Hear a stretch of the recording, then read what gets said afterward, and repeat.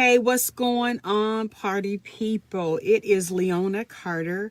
I am so glad you are here. So listen, I'm just popping on real quick. I'm excited. My husband and I just got back from Cancun, Mexico, and man, it was a hot 85-degree weather. Woo! Listen, but then I came back to Michigan and there is snow on the ground. I'm telling you, a difference a day makes, right? But anyway, what was amazing is, so for those, first of all, that I have not formally met, my name is Leona Carter. I'm a relationship coach and a business strategist. I don't do both at the same time, but I can help you with one or the other. So make sure you connect with me at heycoachcarter.com. And so, with relationship coaching, of course, my husband and I, this year will be 27 years of marriage. We're taking a trip just because, a much needed vacation, no special occasion or anything like that. But we're taking a trip. And when we go to Mexico, I do not speak Spanish fluently. I speak a little bit here and there, un poco, right? But I don't speak Spanish. And so when we went to Mexico, they were very accommodating, because pretty much every conversation you enter into, it was habla español or English. Habla español or English. It's like, do you speak Spanish or English? Which one? And if you say English, then they, speak to you fully in English. And so the communication, sometimes communication barrier, but sometimes communication clarification that's needed, right? All I could think about was how applicable that is in relationships, right? In marriage relationships, how you're always trying to clarify the communication. You're communicating one thing, thinking your spouse is receiving it in the same manner that you communicated it, right? And that's not always the case, right? There was a time in Mexico that we realized some of the hosts, some of the citizens there, the residents or what have you, as they were giving us directions, they would mean right, but they would say left, right? They literally meant turn right, but in their communication, they said left for some reason. And they even indicated hand gestures and said left. And so there was one instance that my husband, they're saying, yeah, you just go down and you go left. And he even did like this with his left hand to indicate going left. And so my husband, we're like, okay, so we go down, and then there's this huge map that says you are here. And when my husband looked at the map, he's like, it's actually right. I know they told us to go left, but it's actually right.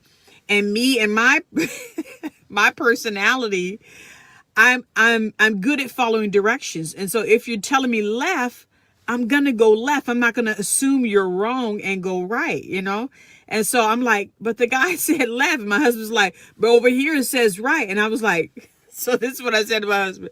I said, okay, let me calm down, because there was another couple behind us arguing about the same thing that my husband and I are talking about. So there's two different couples, right? And they're arguing in Spanish, and the conversation's getting heated in Spanish, and they're doing the same thing that we're doing, because the guy told both of us at the same time.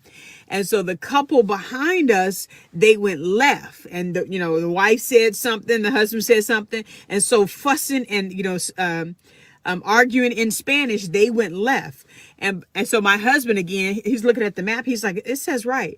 And I said, so you mean to tell me you want me to ignore the people who work here? You want me to ignore what they said when they told us to go left, and you want me to listen to you, and you think we should go right? Is that what I'm understanding? And he said, yeah. I said, I just simply said, okay, because what we were looking for was a restaurant. I was hungry. Okay, I was hungry, so I was like, you know what? this is the time to choose to be reconciled rather than be right. You know what? At the end of the day. And so guess what? We went right, and it was the correct way. It was the right way. And sure enough, we were at the restaurant. Right. And so we're just like, well, how does that, we're trying to understand how he gave us left, but it's right. And, stuff like that. And so as we're getting the things at the restaurant, here comes the other couple a few minutes later. Because they made that left turn, which was the wrong turn. And so here they come, and then you see them now at, my husband said, oh, there's that other couple that I guess they made it, And so we were just like, interesting.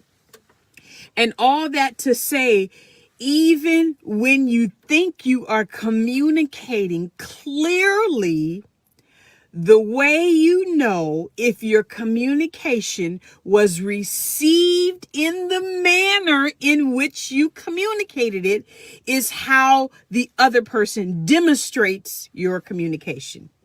I know that was a lot, but did you hear what I said? So if I'm telling you, it's left, when you demonstrate and go left and reach your goal, then you know it was clear communication. But if you demonstrate something and you did not reach the goal, then it's clear the communication wasn't clear. Then it's obvious, I should say, that the communication wasn't clear. And so many times in our marriages, we're constantly going through this communication thing, and we're constantly clarifying the communication. Okay, so he said he's mad. I'm going to give him time. I'm not going to speak to him. I'm just letting him kind of cool down. But then me doing that, he's like, wait, why you haven't talked to me for a few hours? I thought we were supposed to be talking about that, but I thought you was mad, right? We have this back and forth communication all the time, right? And so communication is really not a thing that we we get and we got it checked. It's ongoing, right? There's always ongoing clarification of communication. It's ongoing. It's just like your marriage is ongoing. Communication in marriage is ongoing, right? Because what I communicate of how I feel today will be very different than how I feel in 7 days, how I feel in 30 days, how I feel in 60 days, right? So the communication is ongoing. And there's a thing that I write about it. We actually, Omar and I wrote a book. It's called Sexpectations. You got that right. Sexpectations. And we're talking about communication in there. And one of the forms of intimacy is called communication intimacy. There's communication intimacy, and it's how you've come together to learn how to communicate, even when you don't know how to communicate. It's ongoing, right? It's something you're always building and growing together. And so communication is a huge topic. It's a huge topic. And we're always talking about, communication in the bedroom, communication in marriage, communication in parenting, communication in so many aspects, right? Spiritual communication, intimacy, spiritual intimacy, so much. I don't want to go into all that, but so, so going to this trip to Cancun, Mexico just reminded me, it's a great reminder of how communication is ongoing. You don't get to 30 years of marriage and say, yep, we've reached the communication milestone. We are good. We're sitting back. We no longer need to communicate, right? Or we got this communication down, because the minute you think you got it, then there comes another situation that you need to clarify the communication. So I just wanted to share that because it was very apparent as we were traveling, knowing that there might be a communication barrier, but Mexico is very, very accommodating, very accommodating. I mean, everything was English, Spanish, like they were very, very accommodating. So it was a great experience, but it did bring out that communication barrier that we even have in marriages, of how you have to always, even when you think you got it. Okay, he said left. Okay, he said we're going to turn left. And then you might go left and realize I didn't mean left. What I meant was right. So, all right. My name is Leona Carter, and you can learn more about me at HeyCoachCarter.com. Bye for now.